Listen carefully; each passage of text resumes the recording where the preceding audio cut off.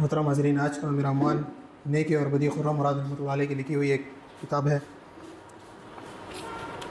زندگی میں ہم جتنے بھی کام کرتے ہیں وہ دو طرح کے ہوتے ہیں۔ نمبر نیکی یا برائی۔ نیکی ہم اس لیے کرتے ہیں کہ اس پر ہم اللہ کے اجر کا امید رکھتے ہیں، اور برائی سے ہم اس لیے بچتے ہیں کہ اس پر ہمیں اللہ کی عذاب کا اندیشہ ہوتا ہے۔ اللہ کے یہاں برائی اور نیکی کا جو قانون ہے وہ سراسر رحمت والا قانون ہے۔ اس کے سلسلے میں ایک حدیث آتی ہے، اس کے راوی حضرت عبداللہ بن عباس اس پر راوی ہیں۔ اسے حضرت عبداللہ بن عباس روایت کرتے ہیں کہ نبی کریم صلی اللہ علیہ وسلم نے فرمایا کہ اللہ نیکی اور برائیوں کو لکھ لیا، پھر اس لکھنے کے عمل کی بھی وضاحت یوں فرمائی کہ جس نے نیکی کرنے کا ارادہ کیا اور پھر اس کو نہیں کیا تو اللہ نے اس کو اپنے پاس سے ایک مکمل نیکی کے برابر لکھ لیا، اور اگر کسی نے نیکی کا ارادہ کیا اور پھر اس کو کر لیا تو اللہ عز و جل نے اس کو اپنے پاس 10 نیکی کے برابر لکھا، 10 سے 700 گنا تک، بلکہ اس سے بھی زیادہ بڑھا کر اس کا اجر دیا۔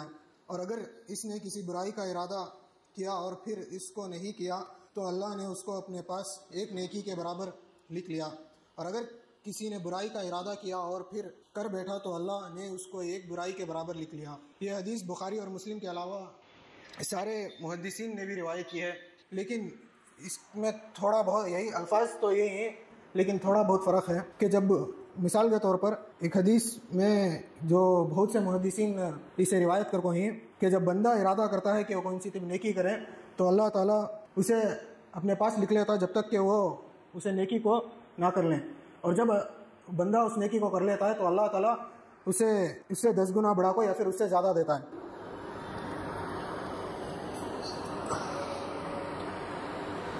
جب وہ اس کو کر لیتا تو اللہ اس سے 10 گنا بڑھا کو دیتا ہے، اور اگر کون سا بندہ کسی نے برائی کا ارادہ کیا، اس کا خیال اسے آیا تو اللہ تعالیٰ اسے نہیں لکھتا۔ اور فرشتے کسی بندے کے بارے میں اللہ تعالیٰ سے فرماتے ہیں کہ یہ برائی کا ارادہ رکھا ہوا ہے، برائی کرنا چاہ رہا ہے۔ اس پر حدیث کے الفاظ یوں ہی کہ اللہ تعالیٰ فرشتوں سے بھی زیادہ جانتا ہے، وہ دیکھ رہا ہے، تو اللہ تعالیٰ فرشتوں سے فرماتا ہے اس پر نگاہ رکھو کہ جب تک یہ اس برائی کو نہ لکھ لے، نہ کریں، تب تک اس پہ نگاہ رکھو، اگر وہ کر لے تو اسے لکھو، اگر نہ کریں تو برائی کے بجائے ایک نیکی لکھو۔ تو ہمیں غور کرنا چاہیے کہ اللہ کے واسطے، اللہ کی خاطر کسی برائی کو چھوڑ دینا بھی ایک نیکی ہے۔ اسی حدیث کا مضمون بھی قرآن مجید کے اندر موجود ہے۔ اللہ تعالیٰ فرمایا ہے کہ کوئی آدمی نیکی کرے گا تو اس کو اس کا 10 گنا اجر دیا جائے گا۔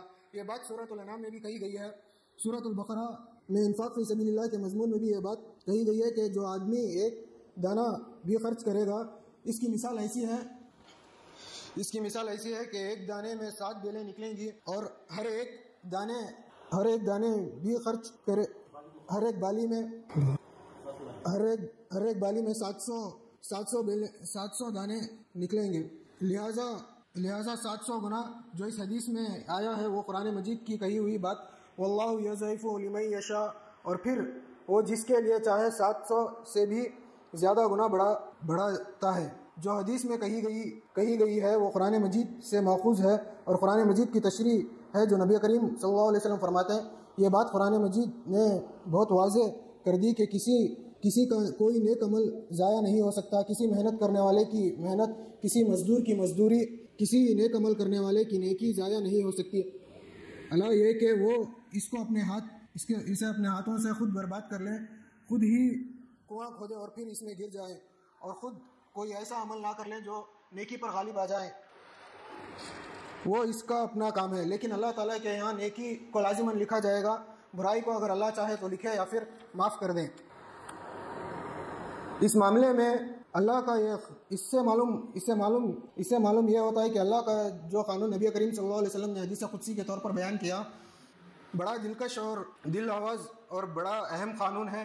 اس کی ہر ایک چیز اپنی جگہ قابل غور ہے۔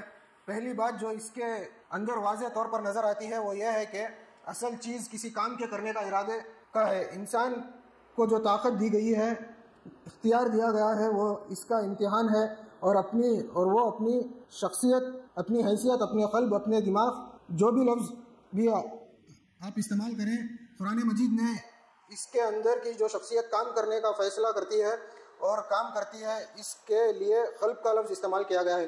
اس کے ذریعے وہ اس اختیار کو استعمال کرتا ہے۔ قرآن مجید نے یہی کہا ہے کہ اصل زندگی قلب کی زندگی ہے، اصل موت قلبی موت ہے، اصل بینائی قلب کی بینائی ہے، اصل اندھاپن قلب کا اندھاپن ہے۔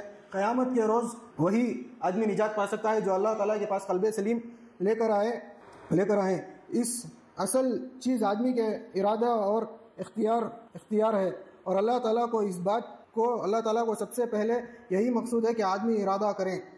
تو محترم حضرین، میں اللہ تعالیٰ سے دعا کرتا ہوں کہ اللہ تعالیٰ ہمیں قلب سلیم لے کر اس کے سامنے جانے کی توفیق عطا فرمائے۔ آخر دعوانا الحمدللہ رب العالمین۔